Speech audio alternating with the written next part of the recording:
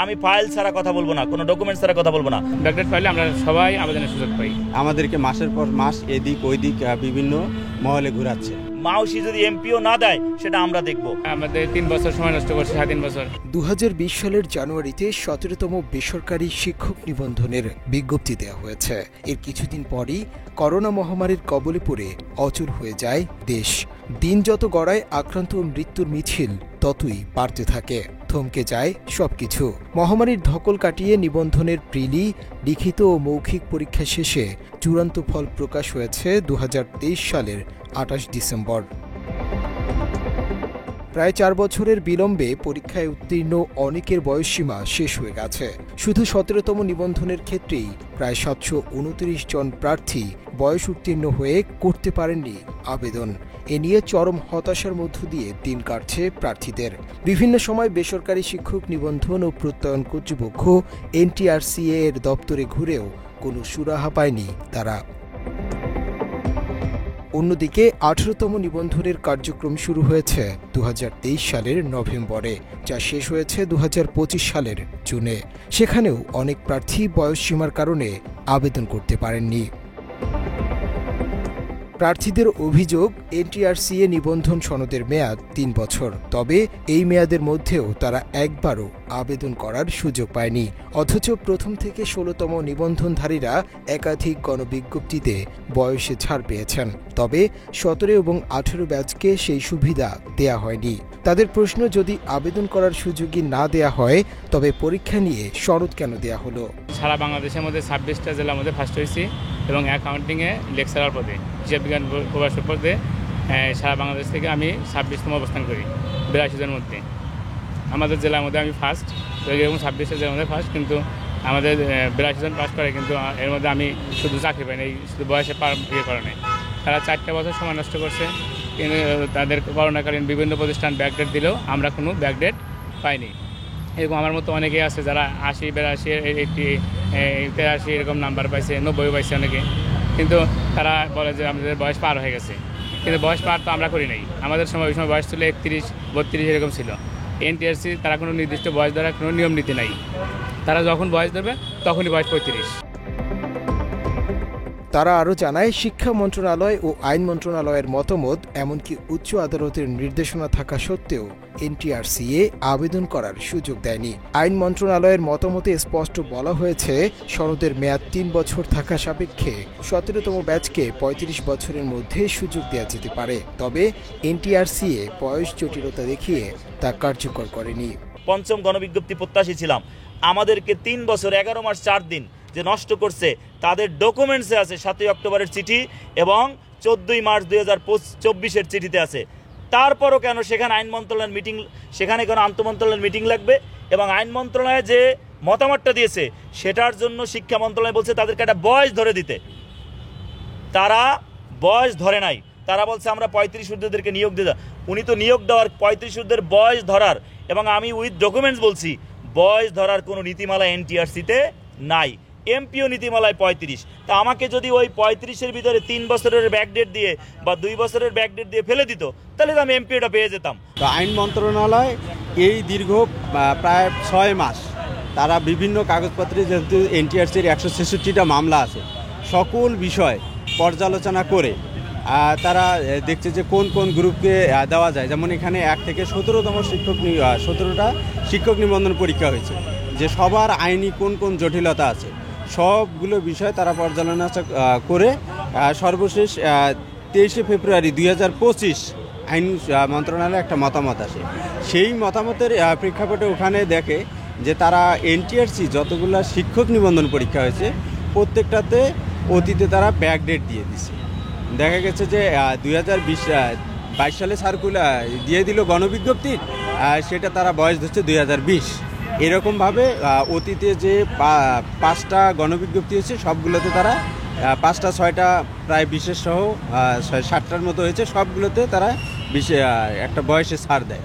কিন্তু আমাদের এই দীর্ঘ 4 বছর পরীক্ষা অতিবাহিত হওয়ার পর তারা আমাদেরকে, যেখানে 1 বছরে পরীক্ষা শেষ হওয়ার কথা ছিল, সেটা তারা দীর্ঘ 4 বছর শেষ করতে সময় লাগছে। মাত্র 30% টাকায় জমির মালিক হয়ে নতুন বাংলাদেশের গড়ে তোলার স্বপ্ন দেখা বাংলা বসতি।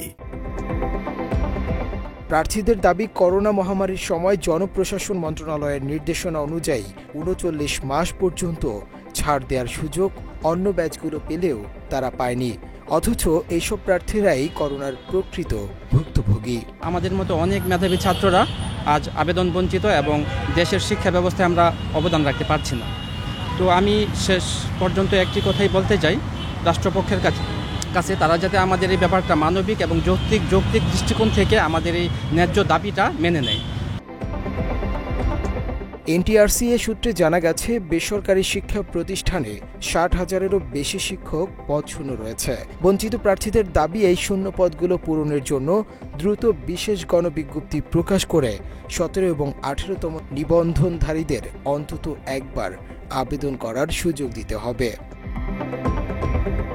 এর আগেও তারা এনটিআরসিএ কার্যালয়, জাতীয় প্রেস ক্লাব ও সচিবালয়ের সামনে মানববন্ধন ও অনশন করেছেন। ১৭তম ব্যাচের প্রার্থীদের শান্তিপূর্ণ অবস্থান কর্মসূচিতে ১৫ জুন পুলিশি হামলার ঘটনা ঘটে বলেও অভিযোগ করেন তারা।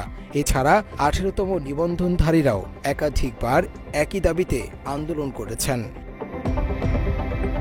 আমাদের হাতে আসা একটি অডিও রেকর্ডে দেখা যায়, এনটিআরসিএ এর আইন কর্মকর্তা লুৎফুর রহমান একজন নিবন্ধনধারীকে বলছেন তাদের বিরুদ্ধে কোনো মামলা নেই। তবে শিক্ষা মন্ত্রণালয়ের এক রিপোর্টে ওই আইন কর্মকর্তার বরাত দিয়েই লেখা হয়েছে, নিবন্ধনধারীদের বিরুদ্ধে বয়স ও সনদের মেয়াদ সংক্রান্ত কয়েকটি মামলা ও রিভিউ পিটিশন দায়ের করা হয়েছে।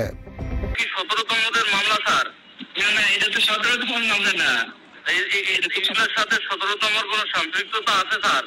না, ১৭তম যে সম্পৃক্ত নাই সেটা তো আমাদের লিখিতভাবে জানিয়ে দেওয়া হয়েছে। আচ্ছা, তারপরে স্যার আপনার কথাটাই তো আসছে স্যার। এখন আমাদের জীবনটা যে এগুম করে শেষ করলেন স্যার, আমরা কি করব স্যার? না, আপনার এই কথা তো সঠিক না।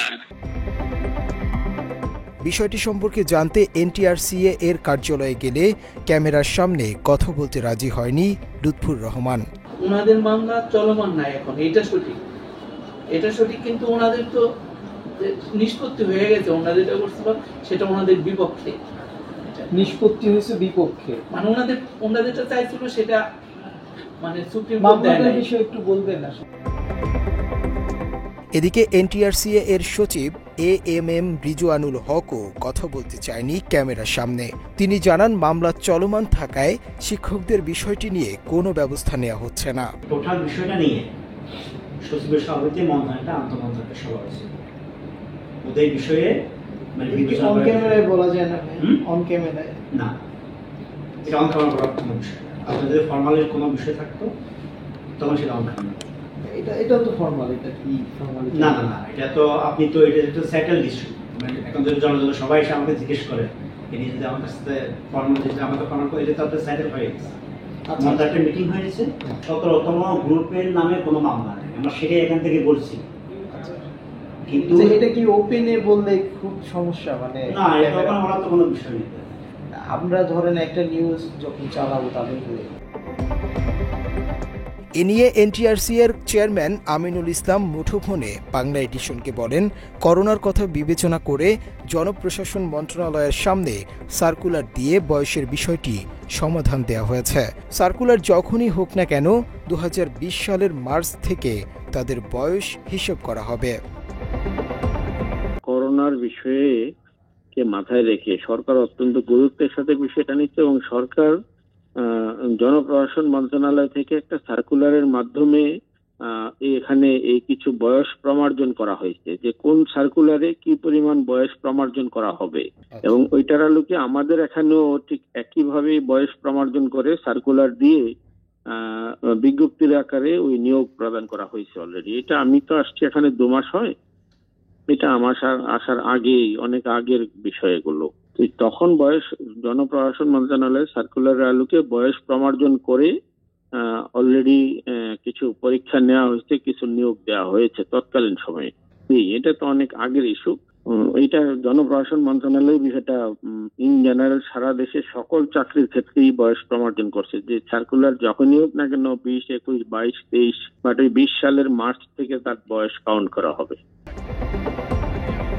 এই পরিস্থিতিতে দ্রুত বিশেষ বিজ্ঞপ্তি প্রকাশ করে অন্তত একবার আবেদন করার সুযোগ এবং করোনার সময় বিলম্বের কারণে বয়সে ছাড় দেওয়ার দাবি প্রার্থীদের। এছাড়া হাইকোর্টের নির্দেশনা ও আইন মন্ত্রণালয়ের মতামত বাস্তবায়ন সহ বৈষম্য ও জটিলতা বন্ধ করে শিক্ষক নিয়োগ প্রক্রিয়া দ্রুত সম্পন্ন করার জোর দাবিও জানিয়েছেন চাকরি প্রত্যাশীরা।